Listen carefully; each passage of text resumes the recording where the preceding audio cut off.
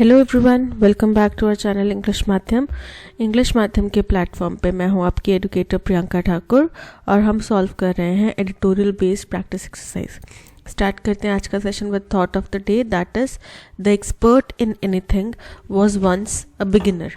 यानी कि आज की डेट में आप जितने भी बड़े बड़े टीचर्स जिनसे इंस्पायर होते हैं, चाहे अलख पांडे सर हो गए, चाहे खान सर हो गए, कोई भी टीचर हैं, ओझा सर हैं, ठीक है, ये सब क्या है, कभी ना कभी ये बिल्कुल नोविस थे, कभी ना कभी ये बिल्कुल बिगिनर थे।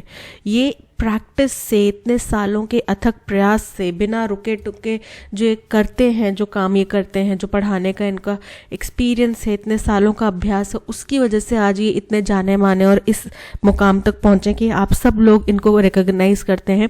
इनफैक्ट कई बच्चे तो टीचर को आंख बंद करके उनकी केवल आवाज़ से भी रिकॉग्नाइज कर सकते हैं।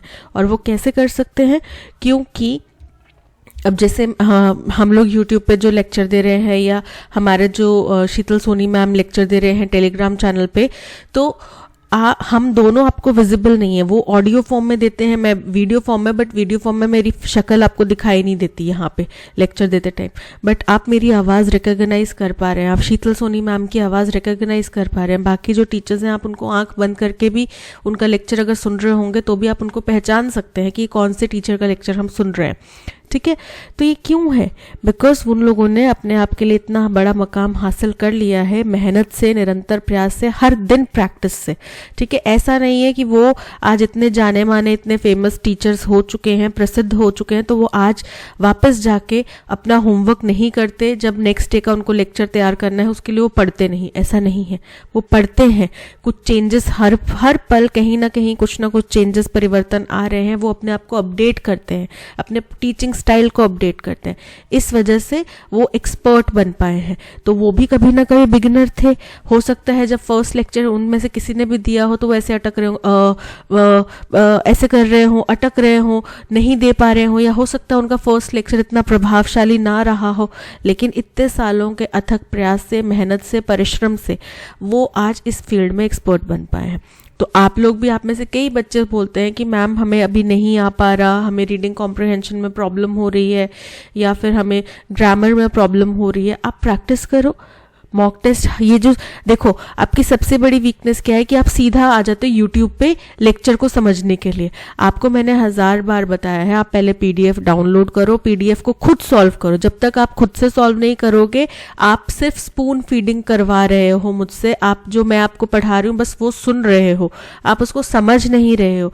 आप पहले खुद से पीडीएफ सॉल्व करो। पीडीएफ सॉल्व करना मीन्स आपने खुद को टेस्ट किया। ठीक है, टेस्ट किया तभी आपको पता चलेगा कि आपकी वीक पॉइंट क्या है। ठीक है, तभी आपको अपनी वीकनेस का पता चलेगा। जब आपको वीकनेस का पता चलेगा तभी आप उसके ऊपर वर्क कर पाओगे ना। अगर आपको कोई बीमारी है, आपको बीमारी का पता ही नहीं चल रहा, तो आप दवाई किस चीज़ की खाओगे? पैरासीटामोल खा के किडनी की कोई परेशानी तो ठीक नहीं होने वाली, या लीवर की कोई परेशानी तो ठीक नहीं होने वाली, राइट? तो आपको खुद को टेस्ट करना है, हर दिन पीडीएफ सॉल्व करनी है, उसके बाद वीडियो लेक्चर देखना है, तभी आपकी अंडरस्टैंडिंग बनेगी। आप कमेंट सेक्शन में कई सारे बच्चों के कमेंट्स होते हैं कि मैम हमने स्टार्ट किया था तो हमारे 4-5 नंबर आ रहे थे, आज हमारे 25 में से 25 करेक्ट हो रहे हैं या 25 में से 24 करेक्ट हो रहे हैं। तो अच्छा लगता है, क्यों? क्योंकि उन बच्चों ने जो एक पैटर्न हमने बताया है उस तरीके को फॉलो किया है। वो लोग निरंतर मेहनत कर रहे हैं। ये नहीं कि आज के दिन में मैंने 3 पीडीएफ सॉल्व कर दी, कल छुट्टी, ऐसा नहीं।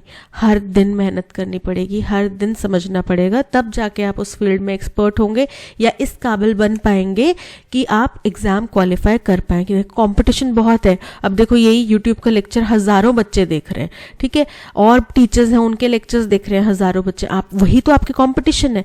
तो आप जो एक्स्ट्रा करोगे, एक्स्ट्रा आप क्या करोगे?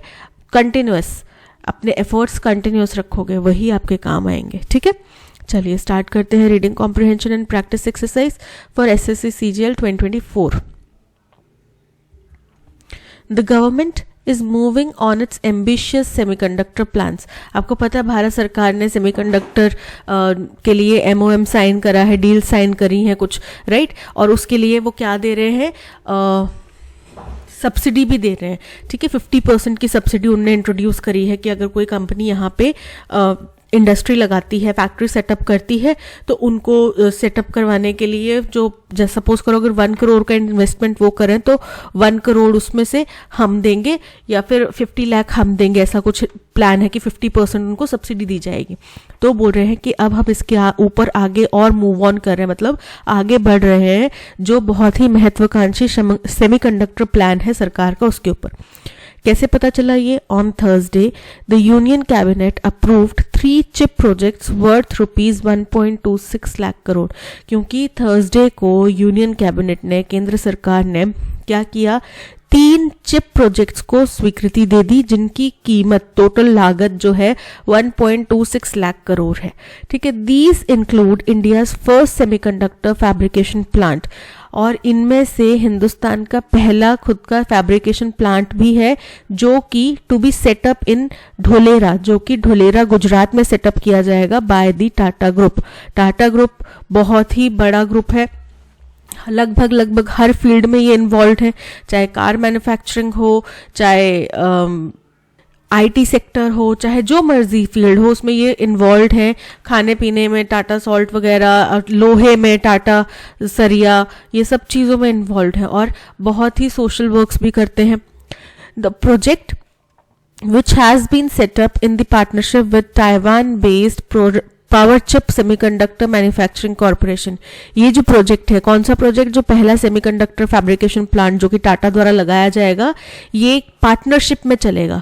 किसकी पार्टनरशिप होगी? ताइवान की एक कंपनी है जिसका नाम है power chip semiconductor manufacturing corporation, PSMC। तो इस एस्टिमेटेड क्या, अब ये जो मैंने आपको कल भी बताया था कि डबल कॉमर्स के बीच में जो चीज होती है वो एडिशनल इंफॉर्मेशन होती है। क्या होती है? Additional information. ठीक है, लेकिन यहाँ पे ये जो सब्जेक्ट है द प्रोजेक्ट, इसका वर्ब कहाँ है? Is estimated to cost rupees 91,000 crore. ये है इसके बारे में जो इन्फॉर्मेशन यहाँ पे देना चाह रहे हैं, वो है कि इस प्रोजेक्ट की जो टोटल लागत है वो 91,000 करोड़ रुपीज है। Alongside a separate Tata Group proposal for setting up an assembly plant in Assam at cost of rupees 27,000 crore has also been cleared। इसी के साथ साथ, alongside मतलब इसी के साथ साथ एक अलग से टाटा ग्रुप का एक और प्रपोजल है जिसमें कि वो एक असेंबली प्लांट, अभी एक मैन्युफैक्चरिंग यूनिट होगी, असेंबली मतलब जहां पे इन चीजों को एकत्रित किया जाएगा, जोड़ा जाएगा। ठीक है, असेंबली प्लांट असम में लगाने की बात की जा रही है जिसमें कि जिसकी टोटल लागत आएगी 27,000 करोड़ और इसको भी स्वीकृति दे दी गई है। Along with another one by CG Power in Sananand Gujarat, और एक और तीसरा प्रोजेक्ट है जो सीजी पावर द्वारा चलाया जाएगा, ये भी कोई कंपनी का नाम है, जो कि कहाँ लगाया जाएगा? सनानंद गुजरात में लगाया जाएगा, which involves an investment of rupees 7,600 crore, जिसमें 7,600 करोड़ की इन्वेस्टमेंट लगेगी।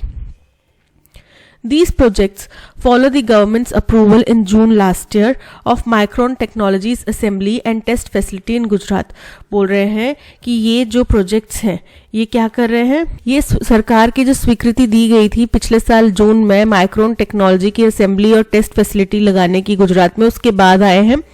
In December 2021, looking to develop a semiconductor ecosystem in country, क्या हुआ था कि दिसंबर 2021 में सरकार ने ये ध्यान देते हुए कि हम एक सेमीकंडक्टर इकोसिस्टम यानी कि पूरा एक ढांचा बनाना चाहते हैं हिंदुस्तान में, कि हिंदुस्तान भी सेमीकंडक्टर मैन्युफैक्चरिंग की फील्ड में आगे बढ़े, तो वो ये देखते हुए सरकार ने किया the government had put in place a rupees 76,000 crore chip incentive scheme.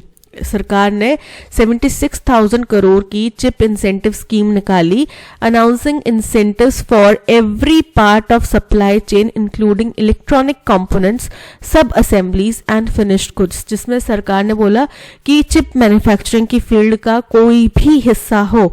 ठीक है, अब जाहिर सी बात है चिप मैन्युफैक्चरिंग ऐसा नहीं है कि एक जगह पर सब कुछ हो गया, अलग अलग प्रोसेस होगा, तो कोई कंपनी शायद सप्लाई चेन में होगी, कोई इलेक्ट्रॉनिक कंपोनेंट मैन्युफैक्चर में होगी, सब असेंबलीज में होंगी। ठीक है। तो चाहे वो किसी भी हिस्से में डोमेन में काम कर रही हो, हम सबको जो है इंसेंटिव्स देंगे। इंसेंटिव्स देना मतलब अब उनको ऐसा तो नहीं कि पैसे दिए जाएंगे, उनको ये है कि शायद जैसे कि सपोज करो 1 करोड़ की फंडिंग वो कर रहे हैं तो हो सकता है उसमें 50 लाख सरकार दे दे, या फिर अगर 1 करोड़ की वो फंडिंग करे तो 1 करोड़ हम दे दें, तो टोटल प्रोजेक्ट 2 करोड़ हो जाएगा। या फिर ये हो सकता है कि 1 करोड़ की फंडिंग वो कह रहे हैं कि हम करना चाहते हैं, हम 1 करोड़ का सेटअप लगाना चाहते हैं, तो 50 लाख हो सकता है सरकार उसमें दे दे। ठीक है, इस तरीके का कुछ इंसेंटिव प्लान था। अंडर दिस, इसके अंतर्गत the central government offers fiscal support and state governments can offer additional incentives to attract investments. बोल रहे हैं इसके अंतर्गत केंद्र सरकार जो है वो फाइनेंशियल, फिस्कल मतलब फाइनेंशियल, पैसे का सपोर्ट कर रही है, और जो बाकी स्टेट गवर्नमेंट्स हैं, अब जैसे सपोज करो कि गुजरात ने अपने यहाँ पे लगाने के लिए उनको हेल्प करी होगी, कुछ ना कुछ हो सकता है।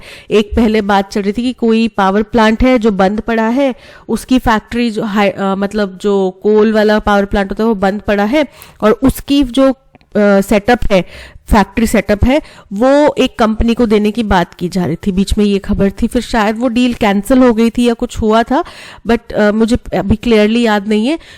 मैं को हो सका अगर याद आया, आप में से किसी को अगर याद है तो कमेंट सेक्शन में लिख के बताना कि कौन सा केस था, वो भी थोड़े टाइम पहले की ही बात है। ठीक है, तो बोल रहे हैं कि या फिर वो ऐसा कुछ सपोर्ट दे सकते हैं, या फिर आपको पता है हर एक स्टेट गवर्नमेंट की अपनी अपनी पॉलिसीज होती हैं कि जिससे वो जो इन्वेस्टर्स हैं उनको फैक्ट्री सेटअप करवाना है उनको ज़्यादा इंसेंटिव्स दे सकें, जिससे कि उनके शहर में, उनके स्टेट में ज़्यादा कंपनी सेटअप हो पाए। ठीक है, तो इसमें एडिशनल जो बेनिफिट्स हैं वो केंद्र स्टेट गवर्नमेंट्स दे सकती हैं ताकि वो इन्वेस्टर्स को अट्रैक्ट कर सकें। फॉर इंस्टेंस, जैसे कि उदाहरण तौर पे as reported in this paper, इसी पेपर में कहा गया था, रिपोर्ट किया गया था, in this case of Micron, in the case of Micron, कि माइक्रोन कंपनी जो है उसके केस में of the project cost of rupees 2.75 billion the company will contribute $825 million with 50% coming from the central government and 20% from Gujarat government. देखा, ये था कि इसमें से 2.75 बिलियन का टोटल इनका प्रोजेक्ट था, जिसमें से जो कंपनी है, माइक्रोन कंपनी है, वो केवल $825 मिलियन लगाएगी, बाकी 50% जो है केंद्र सरकार लगाएगी। और फिर केंद्र सरकार के हवाले से गुजरात गवर्नमेंट ने क्या किया कि हमारे शहर में, हमारे स्टेट में ये लगे प्लांट, तो उसके लिए उन्होंने क्या किया, उन्होंने बोला कि हम 20% हम लगाने को तैयार हैं। The Tata PSMC plant is expected to serve industries such as high performance computing। अब बोल रहे हैं जो टाटा PSMC प्लांट है जो कि गुजरात में लगने की बात की जा रही है, ढोलेरा में, बोल रहे हैं ये किनको डील करेगा, किनको सर्व करेगा, मतलब ये अपनी चिप मैन्युफैक्चरिंग करके किनको देगा, हाई परफॉर्मेंस कंप्यूटिंग इंडस्ट्री को देगा, इलेक्ट्रिक व्हीकल्स वाली कंपनीज होंगी उनको देगा, डिफेंस और अदर्स को देगा। The chips will be primarily 28 nanometer. Nanometer क्या है, मीटर क्या है, मेजरिंग यूनिट है, कितनी लंबी होगी, कितनी डेंसिटी, थिकनेस होगी। नैनो क्या है, उसकी माइक्रो यूनिट है, जैसे कि ग्राम्स, फिर किलोग्राम्स, फिर आगे बढ़ता जाता है मेगा, गीगा। वैसे जब कम होता है इसको तो मिलीग्राम्स, नैनोग्राम्स ऐसे कम होता जाता है। ठीक है, तो वो उसकी छोटी छोटी इकाई है, तो नैनो बहुत छोटी इकाई है। 28 नैनोमीटर की उसकी जो चिप्स हैं वो रहेंगी, अलॉन्ग विथ 50 नैनोमीटर और 55 नैनोमीटर। ठीक है, ये दोनों भी होंगी साथ में। In recent times, competition in this arena has become fierce। अभी हाल फिलहाल के दौर में क्या हो रहा है कि इस डोमेन में, सेमीकंडक्टर मैन्युफैक्चरिंग में जो कंपटीशन है वो बहुत ही ज़्यादा बढ़ गया है, बहुत ही ज़्यादा प्रचंड हो गया है। क्यों? क्योंकि चिप्स के बिना हमारी दुनिया चलती ही नहीं। फ़ोन में चिप है, लैपटॉप में चिप है, जहां देखो वहां चिप है। और जैसे जैसे डिजिटाइजेशन हो रहा है, हमारी पढ़ाई भी ऑनलाइन हो रही है, ऐसे लग रहा है कि जो वुड वगैरह है, पेपर है, वो नहीं बिकेगा, चिप्स ज्यादा बिकेंगे। Countries like the US have put in place attractive schemes to facilitate investments। और इस कंपटीशन में यूएस जैसे देश जो है उन्होंने बहुत ही अट्रैक्टिव यानी कि आकर्षित करने वाली स्कीम्स लागू की हैं, जिससे कि उनके देश में जो इन्वेस्टमेंट है वो बढ़े और ज़्यादा इन्वेस्टर्स उस तरफ आए। In fact government support is seen as critical. और जाहिर तौर पे सरकार का जो सपोर्ट है वो बहुत महत्वपूर्ण माना जाता है किसी भी कंपनी के सुगम रूप से किसी दूसरे देश में काम करने के लिए। अब सपोज करो कि बाहर की कोई कंपनी है और यहाँ के लोग जो हैं, यहाँ की जो सरकार है वो बड़ी रूढ़िवादी होके उनको काम ही ना करने दे, नहीं तुम ऐसे नहीं कर सकते, तुम ऐसे नहीं काम कर सकते, तुम्हें ये हटाना पड़ेगा, ये हमारे धर्म के विरुद्ध है, ये हमारे देश के संविधान के विरुद्ध है। संविधान के विरुद्ध होगा तो ये नहीं करने देंगे, बट उनको काम ना करने दिया जाए प्रॉपर वे में, है ना। कुछ भी उनको बोल दे के कि नहीं अभी हमारे यहाँ ये फेस्टिवल है, आप ये नहीं कर सकते, तो वो कंपनी क्यों आना चाहेगी यहाँ पे? उनको जब साल के 365 डेज में से 200 दिन काम ही नहीं करने दिया जाएगा तो वो क्यों आएंगे यहाँ पे, राइट। तो सरकार का सपोर्ट बहुत अहम है। Currently south Korea, Taiwan and China account for around 70% of the global manufacturing capacity. इस वक्त की जो स्थिति है, करंट सिनेरियो क्या है कि साउथ कोरिया, ताइवान और चाइना दुनिया भर की 70% चिप मैन्युफैक्चरिंग फैसिलिटीज इन देशों में है, ठीक है। With the balance in US and Japan, और थोड़ा बहुत जो बाकी बच गया, 70 का 30% बच गया, बाकी 100 में से 30% बच गया, तो वो यूएस और जापान में है। As reported in this paper, जैसा कि इसी पेपर में पहले रिपोर्ट किया गया था, India's incentive schemes are focused on all 3 parts of semiconductor ecosystem. तो बता रहे हैं कि सेमीकंडक्टर इकोसिस्टम है उसको 3 पार्ट्स में डिवाइड किया गया है। तो इंडिया का जो ये स्कीम है इंसेंटिव, वो तीनों ही पार्ट्स पे लागू होगा। और 3 पार्ट्स कौन कौन से हैं? Packaging units, ATMP facilities. Packaging unit जो होती है, पैकेज मतलब पैक करना उसको, असेंबली एंड टेस्टिंग प्रोजेक्ट्स जिसको बोला जाता है OSAT plants, and full scale foundries that can manufacture chip. और पूरी फुल स्केल फाउंड्री मतलब कंप्लीट कारखाना जो होगा मैन्युफैक्चरिंग का, जहां पे चिप पूरी की पूरी तौर पे बनाई जाएगी, इसको भी फैसिलिटेट कर रही है। In fact, the government is also setting up an R&D lab at the semiconductor laboratory। और हालांकि साथ ही साथ क्या हो रहा है कि सरकार एक रिसर्च एंड डेवलपमेंट, R&D मतलब रिसर्च एंड डेवलपमेंट, रिसर्च करना मतलब और चीज़ों को बारीकी से जांचना, समझना, कुछ नई चीज़ डेवलप करना, नया कुछ बनाना, ऐसी लैब भी बना रही है। कहाँ पे? सेमीकंडक्टर लेबोरेटरी में उन्होंने बनाई है। With the modernization plan for the organization involving an outlay of rupees 10,000 crore, जिसमें की प्लान क्या है, कितनी लागत आएगी, जिसमें 10,000 करोड़ तक की लागत आएगी। A strong domestic ecosystem will help cater to the burgeoning demand in the country। तो अगर हम इतना अच्छा मजबूत इकोसिस्टम बना पाते हैं सेमीकंडक्टर मैन्युफैक्चरिंग का, तो इससे क्या होगा? केटर विल हेल्प, केटर मतलब पूरा कर पाएगा। क्या पूरा कर पाएगा? बर्जियोनिंग, जो बहुत तेजी से ग्रो कर रही है, तेजी से बढ़ रही है डिमांड हमारे देश में चिप्स की, सेमीकंडक्टर्स की, वो उसको पूरा कर पाएंगे। Assist in building of secure and resilient supply chains, जो कि मददगार हो सकते हैं किसमें?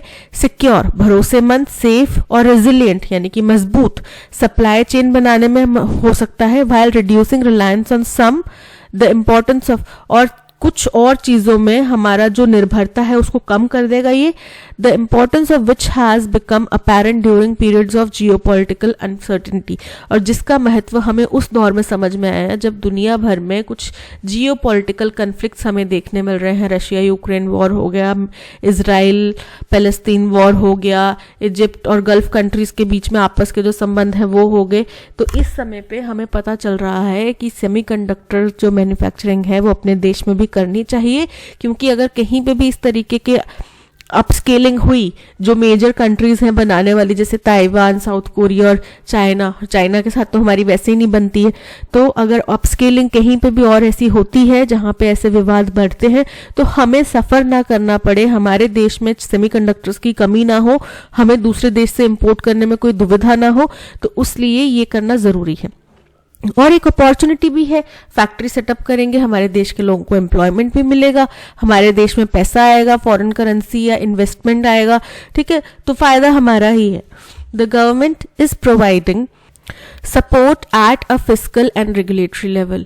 ये सपोर्ट प्रोवाइड कर रहे हैं, सपोर्ट दे रहे हैं फाइनेंशियली भी और रेगुलेटरी लेवल पे भी, यानी कि जो अपने नियमों को थोड़ा लचीला करना है या फिर नियमों में थोड़ी ढिलाई बरतनी है या फिर रूल्स एंड रेगुलेशंस में कुछ कमी लानी है, या स्ट्रिक्टनेस लानी है, इस चीज़ के दोनों तरीके से वो सपोर्ट कर रही हैं। It must also ensure a stable policy environment, तो इसको एक स्टेबल पॉलिसी का एनवायरनमेंट भी सुनिश्चित करना पड़ेगा। अब स्टेबल मतलब क्या होता है कि स्थिर है, ये नहीं कि बहुत ज़्यादा अनिश्चितता बनी हुई है, बहुत ज़्यादा अस्थिरता बनी हुई है, ऐसी पॉलिसीज़ हमारी हो, ऐसा नहीं होना चाहिए कि आज हमारी पॉलिसी कुछ कह रही थी तो कंपनी यहाँ पे लगी, कंपनी लगने के बाद हमारी पॉलिसी एकदम से बदल गई तो अब कंपनी बेचारी परेशान कि भाई हम कहाँ जाएं, अब ऐसा नहीं होना चाहिए। तो ये था पैसेज, काफ़ी इजी और अंडरस्टैंडेबल पैसेज था, कुछ ज़्यादा हार्ड वर्ड्स थे नहीं। वो कैब आपको पीडीएफ के अंदर मिल जाएगी, वो कैब को दिन में कम से कम 3 बार पढ़ा करो, उसके अंदर सिनोनिम्स एंटोनिम्स आपको समझ में आ जाते हैं, ठीक है, उसको ज़रूर पढ़ा करो और उसी के वजह से आपकी वो कैब जो है अच्छी हो पाएगी। यहाँ पे मेरे पढ़ाने से आपको नहीं समझ में आएगा पूरा का पूरा, आपको जब तक खुद से नहीं करोगे ना, पढ़ोगे नहीं, तब तक आपको वो कैब याद नहीं होगी, ठीक है। और वीकली वो कैब कंपाइलेशन आपको टेलीग्राम चैनल पे मिलता है, उसको भी ज़रूर पढ़ा करो, एक बार रिवाइज हो जाता है आपका, ठीक है। What is the tone of the passage, passage की टोन काफ़ी पॉजिटिव है। उन्होंने बोला ना कि अच्छा फैसला है, सरकार मदद कर रही है, इसकी वजह से हमारे इतनी ज़्यादा इन्वेस्टमेंट बढ़ गई है, फिर हमें दूसरों के ऊपर निर्भर नहीं करना पड़ेगा, जियोपॉलिटिकल कन्फ्लिक्ट के दौरान पे दूसरों के ऊपर निर्भर नहीं करना पड़ेगा, ठीक है। तो ये क्या बताता है, ये सारे पॉइंट्स जो हैं वो बताते हैं कि काफ़ी पॉजिटिव, ऑप्टिमिस्टिक है, क्रिटिकल नहीं है, पेसिमिस्टिक नहीं है, इंडिफरेंट नहीं है। Option be optimistic is correct. What is the main theme of the passage? Passage की मेन थीम क्या है? जो सरकार द्वारा इंसेंटिव्स दिए जा रहे हैं, हमने उन्हीं की बात करी। चैलेंजेस इन सेमीकंडक्टर इंडस्ट्री, तो अभी हमने चैलेंजेस की बात नहीं करी क्योंकि हमने देखा कि सरकार ने जो इंसेंटिव्स दिए उससे इन्वेस्टमेंट बढ़ा है, right. Government incentives for semiconductor sector, option B is correct. Which of the following statement is accurate regarding the Tata group semiconductor project in Dholera Gujarat? बोल रहे हैं टाटा ग्रुप का जो धोलेरा गुजरात में प्रोजेक्ट लगने वाला है सेमीकंडक्टर, उसके बारे में इनमें से कौन सी स्टेटमेंट जो है बिल्कुल करेक्ट है? चलिए देखते हैं। The project is a collaboration between Tata group and south Korea based Samsung electronics. Incorrect है, कंपनी कोई PMSC नाम की कंपनी है, PSMC नाम की कंपनी है जो कि साउथ कोरिया बेस्ड नहीं है। The project is entirely funded by the Indian government as part of semiconductors incentive. Incorrect है, हिंदुस्तान सरकार जो है 50% तक का दे रही है, पूरा 100% नहीं दे रही, ठीक है। Incorrect है। The fabrication plant will primarily produce chips of 10 nanometer, 20 nanometer and 30. तो 28 nanometer, 50 nanometer और 55 nanometer है, ठीक है। ये इनकरेक्ट है, साइजेस जो है प्रॉपरली मेंशन्ड है, आपको वहां से पैसे से पता चल जाएगा। द एस्टिमेटेड कॉस्ट, अब देखो तीनों गलत हो गए तो लास्ट बच कौन सा गया? डी बच गया, तो डी करेक्ट होगा, बट हम पढ़ लेते हैं, कई बार एरर हो जाता है। The estimated cost of the project is 91,000 crore and it involve setting up India's first semiconductor fabrication plant. बिल्कुल करेक्ट है, option D is correct. What is primary purpose of Tata PSMC semiconductor plant in Gujarat? इसका मुख्य purpose क्या होगा? बोला ना कि ये हाई परफॉर्मेंस जो कंपनीज हैं, इंडस्ट्रीज हैं, उनको सर्व करेगा, उनको चिप प्रोवाइड कराएगा, इलेक्ट्रिक व्हीकल्स, डिफेंस और बाकी लोगों को चिप प्रोवाइड कराएगा। To produce electronic components and sub assemblies for the Indian market, तो इलेक्ट्रॉनिक कंपोनेंट्स नहीं बनाने वाले, इलेक्ट्रॉनिक कंपोनेंट्स में लगने वाली चिप्स बनाने वाले हैं। To serve industries such as high performance computing, electric vehicles and defense. Option B is absolutely correct.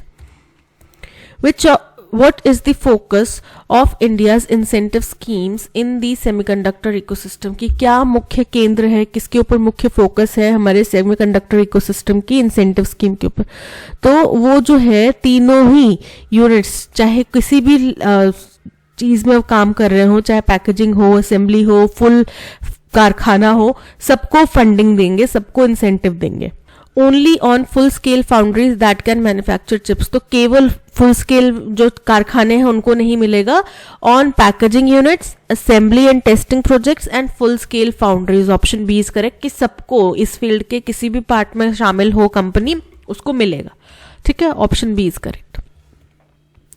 I am in a difficult predicament as I have 2 offers at a time. अब predicament का मतलब क्या होता है कि आप किसी दुविधा में है, परेशानी में। दुविधा मतलब किसी संकट में है, ऐसी स्थिति में है कि आपको समझ में आ रहा है कि ए चूज करो या बी चूज करो। अब जाहिर सी बात है, स्टेटमेंट से पता चल रहा है कि उसके पास 2 ऑफर है, उसको 2 कंपनी से ऑफर आ गया।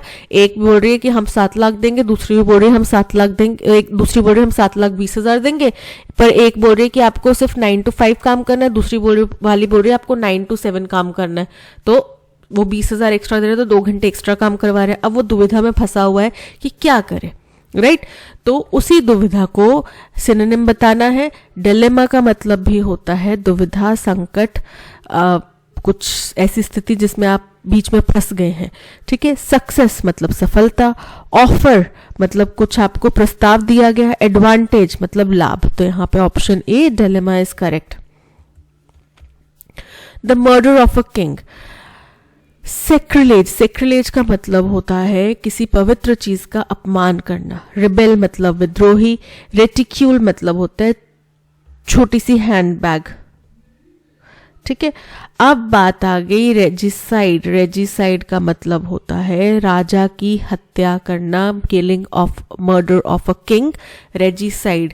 साइड वर्ड जो है इससे आप समझ जाएंगे कि किलिंग से रिलेटेड है, ठीक है। Genocide, homicide. सो साइड मतलब किलिंग से रिलेटेड है, मृत्यु से रिलेटेड है। रेजिसाइड मतलब किलिंग ऑफ या murder of a king. This region was struck by unusual wave of violence last year. बोल रहे हैं इस इलाके में पिछले साल बड़ा ही अविश्वसनीय या ऐसा जो पहले कभी आमतौर पे नहीं होता ऐसा वायलेंस देखा गया था। तो this reason was struck by unusual, जो वेव है, वेव क्या है, काउंटेबल नाउन है, ठीक है। तो काउंटेबल नाउन है तो अनयूजुअल बता रहा है कि वो उसकी क्वालिटी बता रहा है, किस तरीके की वेव थी, अनयूजुअल थी। तो ये इसके साथ में क्या आएगा, an unusual wave of violence last year. क्या आ जाएगा, वेव ऑफ वायलेंस। कैसी वेव ऑफ वायलेंस थी, was struck by an unusual wave of violence. Option A is correct. Error find out करना है with reference of your letter. जब आप किसी के पत्र के रेफरेंस की बात कर रहे हैं कि आपके पत्र से लेके पत्र के रेफरेंस में हम बात कर रहे हैं, तो आप ऑफ नहीं बोलते, आप बोलते हैं with reference to your letter. क्या बोला जाता है, प्रपोजिशन क्या आएगा, टू, जोड़ने वाला वर्ड क्या आएगा, to. Option with reference of your letter, option A में एरर है, ऑफ की बजाय क्या आएगा, to. Incidentally I happened to bump into my childhood friend at the airport yesterday. बोल रहे हैं बाय चांस, अचानक ही मैं अपने एक बचपन के दोस्त से मिला एयरपोर्ट पे। तो इंसिडेंटली का स्पेलिंग जो है वो इनकरेक्ट है। क्या होते हैं, INCIDENTALLY, ठीक है। Incidentally, incidentally, incidentally, incidentally. Option D is correct. The boy will bring the coffee. अब इसको पैसिव वॉइस में कन्वर्ट करना है। boy क्या है, सब्जेक्ट, will bring क्या है, verb, the coffee क्या है, ऑब्जेक्ट। ऑब्जेक्ट पहले, the coffee will be, अब will be bring क्या बन जाएगा, will be brought, किसके द्वारा लाई जाएगी, boy, so will be brought by the boy. The coffee will be brought by the boy. Option A is correct. Will have been, देखो जो tense है ना वो ऐसे ही रैंडमली कुछ भी नहीं बन जाएगा, उसका रैंडमली आप कुछ भी नहीं बना सकते। टेंस उसमें गिवन है, विल ब्रिंग, लाएगा, तो उसी फॉर्म में आपको रखना है, फ्यूचर फॉर्म में ही रखना है कि वो लाएगा, तो कॉफी लाई जाएगी उसके द्वारा। रेकमेंड, करेक्टली स्पेल्ड वर्ड बताना है। रेकमेंड क्या होता है, रेकमेंड की स्पेलिंग RECOMMEND। तो ऑप्शन ए बिल्कुल करेक्ट है। रेसिमेंड, रेकमेंड और एम मिसिंग है, रेकमेंड, ठीक है। The dog was run over by a truck. अब इसको एक्टिव वॉइस में कन्वर्ट करना है, तो बाय अ ट्रक, बाय के बाद में जो होता है वो क्या होता है, सब्जेक्ट, राइट। सब्जेक्ट पहले आ जाएगा, अ ट्रक। अब वर्ब क्या है, वॉज रन ओवर, यानी कि उसके ऊपर चढ़ गया, रन ओवर। तो the a truck ran, past की बात है, वॉज से पता चल रहा है पास्ट की घटना है, रैन ओवर, अब किसके ऊपर चढ़ गया, the dog, rain over the dog. हो गया इजी, बहुत सिंपल हो गया। सब्जेक्ट पहले लिखो, वर्ब और उसके बाद में उसका ऑब्जेक्ट। और अगर वही पैसिव वॉइस में कन्वर्ट करें तो ऑब्जेक्ट पहले हो जाएगा, वर्ब आएगा और फिर सब्जेक्ट विद बाय, ठीक है। अ ट्रक हैड रन ओवर नहीं आएगा। अ ट्रक रन्स ओवर, चढ़ जाता है नहीं।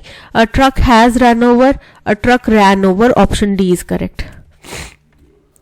Demand for water is also rapidly rising due to population growth. जाहिर सी बात है, पॉपुलेशन बढ़ेगी तो हमें फ्रेश वाटर, ड्रिंकिंग वाटर चाहिए। अब ड्रिंकिंग वाटर के साथ साथ में हमें नहाने धोने के लिए, कपड़े बर्तन, खाना पानी, हर चीज के लिए पानी चाहिए। तो जैसे जैसे पॉपुलेशन बढ़ रही है, पानी की समस्या, पानी की डिमांड भी बढ़ रही है। Urbanization and increasing pressures from agriculture and energy sector. अब केवल पॉपुलेशन ग्रोथ की वजह से नहीं हो रहा, अर्बनाइजेशन, शहरीकरण, increasing pressure from agriculture, agriculture में भी पानी की डिमांड है, वहां से भी आ रही है। और एनर्जी सेक्टर में भी पानी की डिमांड है, वहां से भी आ रही है। चाहे न्यूक्लियर रिएक्टर्स हो, वहां पे भी पानी चाहिए। चाहे हाइड्रो पावर प्लांट हो, थर्मल पावर प्लांट हो, पानी तो चाहिए ही चाहिए, ठीक है। तो हर तरफ से पानी की डिमांड जो है वो बढ़ रही है। अब रैपिडली वर्ड का हमें सिनोनिम बताना है। प्रॉम्प्टली, रैपिडली का मतलब होता है तुरंत, तेजी से, ठीक है, एकदम, इमीडिएटली, स्विफ्टली। प्रॉम्प्टली का मतलब भी होता है तुरंत, ठीक है, इमीडिएटली। लग्जूरियसली मतलब कि आप बहुत ही लाविश, बहुत ही भव्य कुछ लाइफस्टाइल है आपका, वैसा। लेजरली मतलब आराम से। होपफुली मतलब उम्मीद है, हमें आशावादी रूप से। तो यहाँ पे हमें रैपिडली का सिनोनिम क्या मिलता है? प्रॉम्प्टली, तुरंत। A option is correct. By conquest rather than by economic contract. किसके द्वारा? कॉन्क्वेस्ट मतलब विजय प्राप्त करना, दूसरे के ऊपर आक्रमण करके उसके ऊपर विजय प्राप्त करना। तो कॉन्क्वेस्ट के जरिए बजाय कि कोई इकोनॉमिक कॉन्ट्रैक्ट करके। अब जैसे कि हम लोग आजकल देशों के बीच में, मल्टीपल देशों के बीच में कुछ अग्रीमेंट्स करते हैं, टाइज करते हैं। वो टाइज किसके बेसिस पे होती हैं कि देखो, हम आपको ये चीज दे देते हैं, आप हमें ये चीज दे दो। हम आपको अपनी ये टेक्नोलॉजी दे देते हैं, आप हमें ये टेक्नोलॉजी दे दो। या फिर अगर हम किसी दूसरे देश से कुछ खरीद रहे हैं, जैसे कि हम रशिया वगैरह से प्लेन वगैरह खरीदते हैं, यूएस से खरीदते, तो वो पैसे के बदले खरीदते हैं, राइट। तो इकोनॉमिक कॉन्ट्रैक्ट के बजाय हम किसी के ऊपर आक्रमण करके उसको हासिल कर लें, right. Other type of feudalism was the relation. Feudalism क्या होता है? फ्यूडलिज्म एक सामाजिक ढांचा है जो यूरोप में मिडिल एजेस के दौरान में इस्तेमाल किया जाता था, जहां पे लोग जो है, जैसे कि मैं सपोज करो मेरे पास जमीनें हैं, ठीक है, तो मेरे पास बहुत सारी जमीनें, लेकिन अब मैं अकेला उन जमीनों के ऊपर काम नहीं, मेरे पास मान लो 80-90 एकड़ जमीन है, ठीक है, मैं उसके ऊपर अकेले काम नहीं कर सकती। तो मैंने क्या किया, मैंने किसी 2-4 लोगों को दे दी वो जमीनें, ठीक है। वो लोग अब मेरी जमीनों पे काम करेंगे, वहां पे रहेंगे, जो भी फसल वगैरह होगी मुझे देंगे कुछ पोर्शन और कुछ नहीं। मैं उनको गिव एंड टेक का जो सिस्टम था, ठीक है, कि मैंने अपनी जमीनों के ऊपर उनको काम करने दिया, बदले में मैं उनको रहने की जगह, छत, खाना पीना प्रोवाइड करवा रहा हूँ उसी जमीन से, और उनको सेफ्टी दे रहा हूँ, ठीक है। तो ये होता है फ्यूडलिज्म। तो other types of feudalism was the relation. अब कैसा रिलेशन पता नहीं। The principal difference between lord and vassal. Relation between lord and vassal हो सकता है।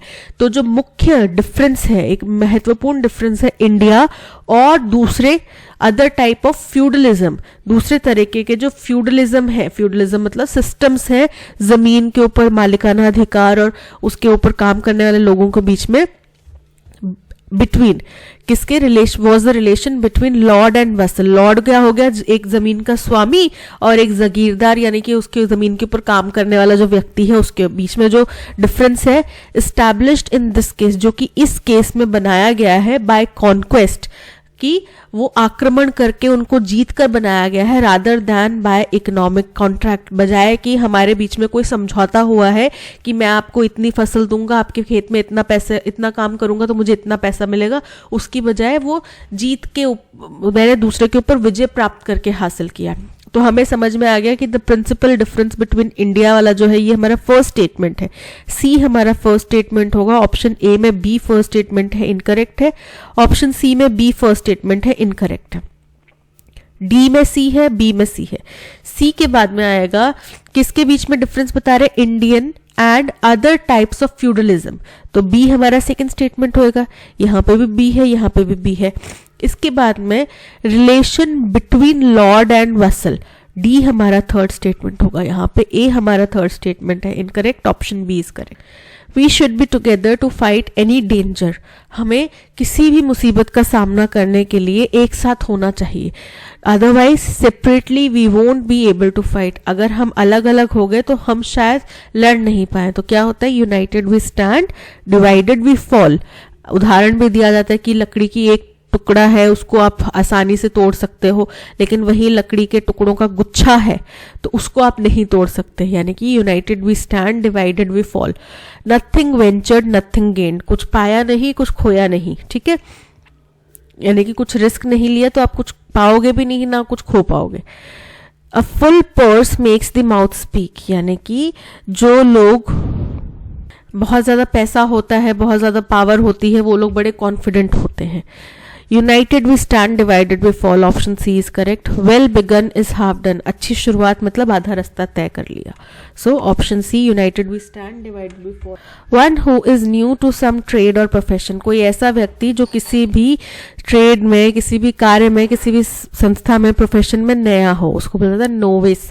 जैसे कि आज के पैसेज की जब शुरुआत करी थी थॉट ऑफ द डे से, तो उसमें मैंने बताया कि एक्सपर्ट लोग जो है वो एक दिन में रातों रात एक्सपर्ट नहीं होंगे, वो कभी ना कभी बिगिनर थे, नोविस थे, ठीक है। फिलिस्टाइन, फिलिस्टाइन क्या है, अनएडुकेटेड, अशिक्षित मनुष्य जो होगा उसको बोला जाता है फिलिस्टाइन। मार्टियर मतलब शहीद। ओमनी प्रेजेंट यानी कि सर्व जगह, वो सब जगह प्रेजेंट है, ईश्वर हर तरफ प्रेजेंट है, ठीक है, वो हो गया omni present. So novice option A, novice novice option A is correct, ठीक है, दोनों प्रोनाउंसिएशन करेक्ट है, नोविस भी बोलते हैं नोवाइस भी बोलते हैं, so option A is correct. And he shown like a beacon, और वो एक जलती हुई मशाल की तरह चमक रहा था। तो एंड से तो कभी कोई स्टेटमेंट स्टार्ट नहीं होता, तो ए फर्स्ट स्टेटमेंट नहीं होगा, option B, option D eliminate हो गया। बट ऑल्सो, बट भी कब आता है, जब दो स्टेटमेंट्स के बीच में कॉन्ट्राडिक्शन बनाना हो, उसका लिंक हो, तो बट भी हमारा फर्स्ट स्टेटमेंट नहीं हो सकता, बी दिया भी नहीं हुआ। खैर, our country give birth to a mighty soul, हमारे देश ने एक बहुत ही दिव्य आत्मा को, शक्तिशाली आत्मा को, पुण्य आत्मा को जन्म दिया। नॉट ओनली फॉर इंडिया, ना केवल हिंदुस्तान के लिए, but also for the world. तो ये तो समझ में आ गया कि डी के बाद में बी आएगा, नॉट ओनली बट ऑल्सो, ठीक है, तो ये तो साथ में कनेक्टेड है, डी बी आ जाएगा। सी मुझे लगता है हमारा फर्स्ट स्टेटमेंट है, क्योंकि इसमें बताया गया कि हमारे देश में किसी का जन्म हुआ, उसके बाद उस व्यक्ति के बारे में बात की जा रही है, तो सी हमारा फर्स्ट स्टेटमेंट होएगा। अब देखो, सी फर्स्ट स्टेटमेंट ऑप्शन सी में है, डी के बाद में बी आ रहा है और बीच में क्या आ जाएगा, ए। एंड ही शोन लाइक, हमारे देश ने एक बड़ी दिव्यात्मा को जन्म दिया और उसने ऐसी रोशनी बिखेरी, वो सितारे की तरह जगमगाते हुए, जलते हुए ज्वाला की तरह चमका, मतलब वो बहुत ही अच्छा उभर कर भी आया, जो हमने उनको हमारे देश में वो पैदा हुए और वो इतने दिग्गज बने, इतने शाइन करे, ना केवल हिंदुस्तान के लिए बल्कि पूरी दुनिया के लिए वो बहुत बड़े महान व्यक्ति साबित हुए, ठीक है। तो C, A, D, B, option C is correct. तो इसमें अंडरलाइन जो वर्ड है प्रमोट, उसका हमें क्या बनाना है, सिनोनिम बताना है। The sustainable development goals are a call for action, जो सस्टेनेबल डेवलपमेंट गोल्स हैं वो आवाहन करते हैं किसके बारे में, कि एक्शन लिए जाए सभी देशों द्वारा, चाहे कोई गरीब देश हो, अमीर देश हो, या बीच में मिडिल इनकम का जो लेवल का जो देश है वो हो। टू प्रमोट मतलब बूस्ट करना, किसी चीज को प्रोत्साहित करना। किस चीज को प्रोत्साहित किया जाए, prosperity while protecting the planet, ठीक है, इसको यानी कि आगे तो बढ़े, विकास तो करे, पर साथ ही साथ अपने प्लैनेट को भी बचाए, इस चीज का प्रोत्साहन देना पड़ेगा, इस चीज को प्रोत्साहित करना पड़ेगा, ठीक है। तो प्रमोट का हमें सिनोनिम बताना है। कंसील मतलब छुपाना। होलिस्टिक मतलब बहुत ही कॉम्प्रिहेंसिव, पूरा व्यापक, जो सभी चीज को, होलिस्टिक अप्रोच मतलब कि आप सभी चीज को कंसिडर करके क्या अप्रोच करें। ग्राउल मतलब गुर्राना, और बूस्ट मतलब प्रमोट करना, ठीक है, आगे बढ़ाना, बढ़ावा देना, तो प्रोत्साहन भी बढ़ावा देना, option D is correct. As the storm raged outside, the children huddled together under blankets. तो बोल रहे हैं कि जैसे ही बाहर बारिश आंधी चलने लगी, बच्चे जो है दुबक गए, अपने ब्लैंकेट्स के अंदर दुबक गए। Listening to the sound of the rain hitting the windows hard, और बारिश की आवाज़ जो खिड़कियों के ऊपर ज़ोर ज़ोर से गिर रही थी, बारिश की बूंदें, उनको सुन रहे थे। And hoping that power wouldn't go out, और बच्चे ये उम्मीद कर रहे थे कि अब लाइट ना चली जाए। साथ के साथ होता है आंधी तूफान आता है, बच्चे जो होते हैं छोटे छोटे वो डर के मम्मी पापा के पास में दुबक के सो जाते हैं और ये उम्मीद करते हैं कि अब बिजली ना चल जाए, बिजली जाएगी तो वो और जोर से चिल्लाएंगे और ज़्यादा डरेंगे। अब सॉरी, मेरे को कोल्ड हो रहा है, अगर मेरी आवाज़ थोड़ी प्रॉब्लमैटिक लगे तो आई एम एक्सट्रीमली सॉरी, मुझे अचानक से कोल्ड कैच कर गया। तो हिटिंग द विंडोज हार्ड को हमने क्या करना है, अंडरलाइन सेगमेंट को अगर कोई सब्स्टिट्यूट हम कर सकते हैं इनमें से तो वो सिलेक्ट करना है। ऑप्शन देखते हैं, क्लाइंबिंग अप द विंडोज, यानी कि विंडोज से वो चढ़कर आ रहा है, तो यहाँ पे बारिश विंडोज से चढ़कर नहीं आ रही पर उन पे हिट कर रही है।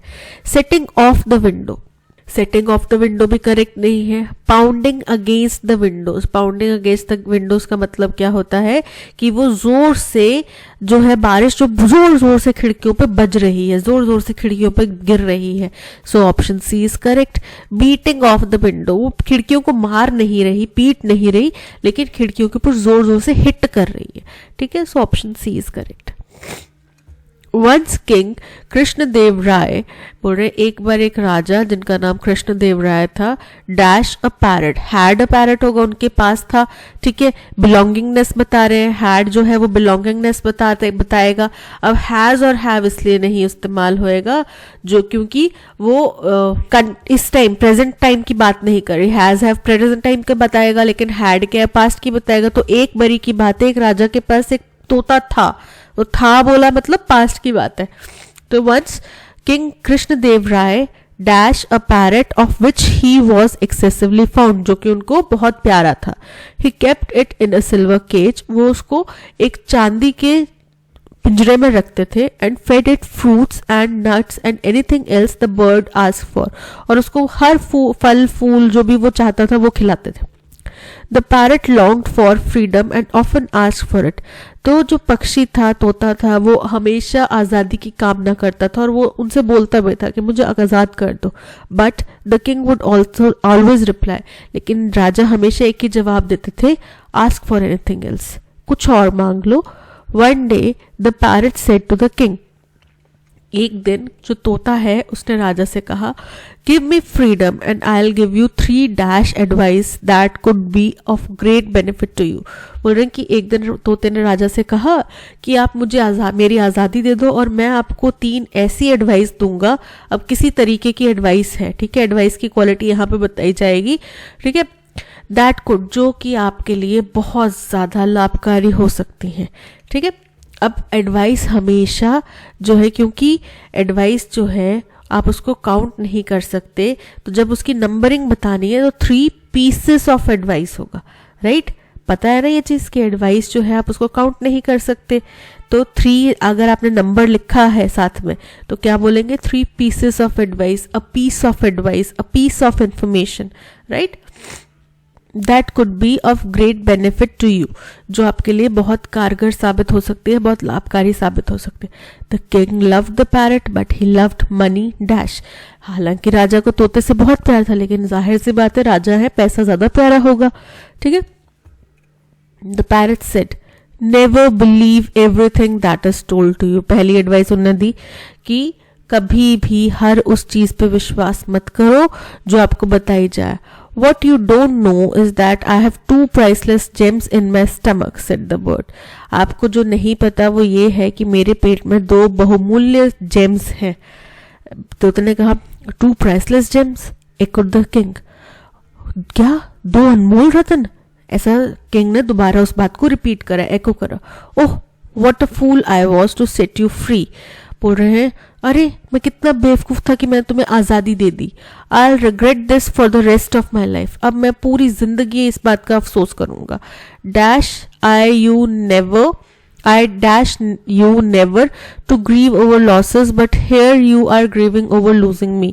बोल रहे हैं कि मैंने तुम्हें सलाह दी कि भाई तुम कभी भी जो तुम्हारा नुकसान हो जाए उसके ऊपर दुख ना मनाओ, लेकिन आप मेरे को खोने के ऊपर दुख मना रहे हो. Said the parrot, I advised you never to believe everything you hear but you immediately believed me when I told you I had 2 gems in my stomach. और अभी तो मैंने तुम्हें सलाह दी कि कभी भी किसी की बात के ऊपर भी जो भी तुम सुनो उसके ऊपर विश्वास मत करो. और एकदम से मैंने तुम्हें बताया कि मेरे पेट में 2 अनमोल रतन है और तुमने वो मान ली. Dash I have survived if I really had 2 gems in my stomach. अभी क्वेश्चन मार्क है, तो क्वेश्चन मार्क में क्या आएगा कि क्या मैं सरवाइव कर पाता अगर मेरे पेट में 2 अनमोल रतन होते. तो माई थर्ड एडवाइस, मेरी तीसरी सलाह ये है, listen, learn to listen with your mind instead of just with your ears. बोल रहे हैं सुनो, अपने दिमाग से सुनना सीखो, केवल अपने कानों से सुनना मत सीखो. और या फिर ये भी कह सकते हैं listen with an intent to understand rather than an intention to answer. ठीक है, अब आप जब कानों से सुनते हैं तो आप केवल ये सोचते हैं कि अब मैं इसका जवाब क्या दूं, लेकिन जब आप किसी बात को दिमाग से सुनते हैं तो आप उस बात को समझने के लिए सुनते हैं. Right. Saying these words the parrot flu away. और ये कहकर जो तोता है वो उड़ गया. अच्छी सलाहें दी, हम लोगों के लाइफ में भी काम आ सकती हैं. Once king Krishna Deva Raya dash a parrot, belongingness बतानी है. हैज, हैव नहीं आएगा क्योंकि ये प्रेजेंट फॉर्म को बताते हैं. विल हैव फ्यूचर फॉर्म को बताएगा तो वो भी नहीं आएगा क्योंकि उनके पास में एक तोता था. पास्ट की बात हो रही है तो had is correct. One day the parrot said to the king, give me freedom and I will give you 3 digit of advice. Advice के साथ में हमेशा पीसेस ऑफ इस्तेमाल किया जाता है, नंबर ऑफ नहीं, क्वांटिटी ऑफ नहीं. The king loved the parrot, क्योंकि वो राजा तोते से बहुत प्यार करता था. हालांकि वो राजा तोते से बहुत प्यार करता था बट ही लव्ड मनी. अब कंपैरिजन हो रहा है, बट मतलब कंपैरिजन हो रहा है तो उससे ज्यादा, तोते से ज्यादा वो पैसे से प्यार करता था. तो कंपैरिजन में मोस्ट सुपरलेटिव डिग्री है, बेटर नहीं आएगा, एक्स्ट्रा नहीं आएगा, more. Option D is correct. I dash you never to grieve over losses.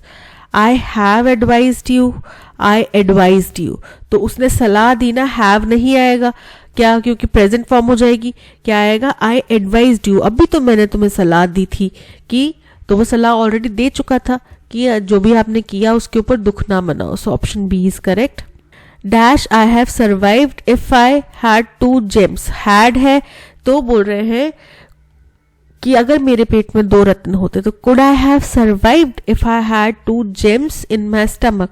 क्या मैं अभी तक जीवित होता अगर मेरे पेट में 2 रत्न होते, हीरे जवाहरात होते तो. So option D could is correct. That's all. आज के सेशन में इतना ही. Thank you so much for watching. अगर कंटेंट पसंद आया हो तो लाइक, शेयर और सब्सक्राइब जरूर कीजिएगा. PDF जरूर डाउनलोड कीजिएगा. टेलीग्राम चैनल पे जाके आप कर सकते हैं. टेलीग्राम चैनल का लिंक आपको डिस्क्रिप्शन बॉक्स में दे दिया गया है. इसके अलावा प्ले स्टोर से ऐप भी डाउनलोड कर सकते हो. ठीक है, मिलते हैं नेक्स्ट सेशन में. Till then keep learning and keep practicing. Bye bye.